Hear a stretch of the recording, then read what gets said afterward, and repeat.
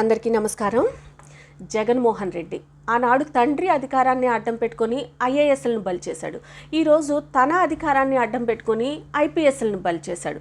నేర చరిత్ర కలిగిన ఒక క్రిమినల్ అయిన జగన్మోహన్ రెడ్డిని నమ్ముకుంటే ఐఏఎస్లైనా, ఐపీఎస్లైనా, ఎమ్మెల్యేలైనా, ఎంపీలైనా ఎవరైనా సరే జైలుకి వెళ్లాల్సిందే అని మరొకసారి రుజువైంది. ఈరోజు ముంబై నటి ఒక మహిళను వేధించిన ఘటనలో ఈరోజు ముగ్గురు ఐపీఎస్లు సీతారామాంజనేయులు, విశాల్ గున్ని, క్రాంతి రాణా టాటా ముగ్గురుని కూడా సస్పెండ్ చేయటం జరిగింది. ఈ ముగ్గురు కూడా చట్టాన్ని లెక్క చేయకుండా, వాళ్ళు ఉన్నటువంటి ఉన్నత స్థానాన్ని లెక్క చేయకుండా, వాళ్ళు చదువుకున్నటువంటి ఉన్నత చదువును కూడా లెక్క చేయకుండా ఒక క్రిమినల్ అయిన జగన్మోహన్ రెడ్డి చెప్పినట్టు చేసి, సజ్జల రెడ్డి ఆడమన్నట్టు ఆడి వాళ్ళ కెరీర్ని నాశనం చేసుకున్నారు.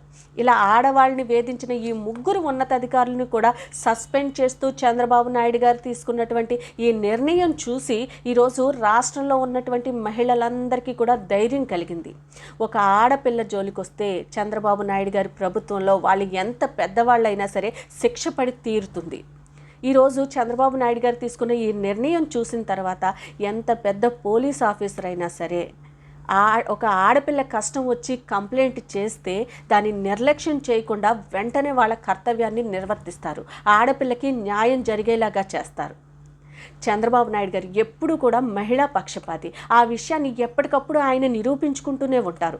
ఆయన ప్రభుత్వంలో మహిళలను వేధిస్తే ఎవరైనా సరే, మహిళలపైన అఘాయిత్యాలు చేసిన, మహిళలను వేధించిన వాడు ఎవడైనా సరే, మనవాడైనా, పరాయి వాడైనా, ఎమ్మెల్యే అయినా, ఎంపీ అయినా, ఎంతటి ఉన్నత అధికారి అయినా సరే, వాళ్ళు తప్పు చేశారు అని తేలితే 2వ నిమిషంలో వాళ్ళకి శిక్ష పడి తీరాల్సిందే. దట్ ఈస్ చంద్రబాబు నాయుడు గారు.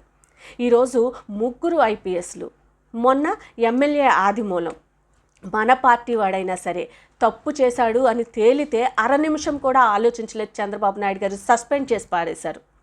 జగన్మోహన్ రెడ్డి తన అధికారంలో ఉన్న 5 ఏళ్లలో వాళ్ళ ఎమ్మెల్యేలు, ఎంపీలు, మంత్రులు ఎంతమంది ఆడవాళ్లతో అసభ్యంగా ప్రవర్తించి, ఆడవాళ్ళని వేధించి, ఆడవాళ్ళని చాలా అసహ్యంగా వాళ్ళు బిహేవ్ చేసి ఎన్నో వీడియోలతో సహా నిరూపణ అయినా సరే జగన్మోహన్ రెడ్డి ఒక్కళ్ళ మీద కూడా ఏ చిన్న చర్య కూడా తీసుకోలేదు.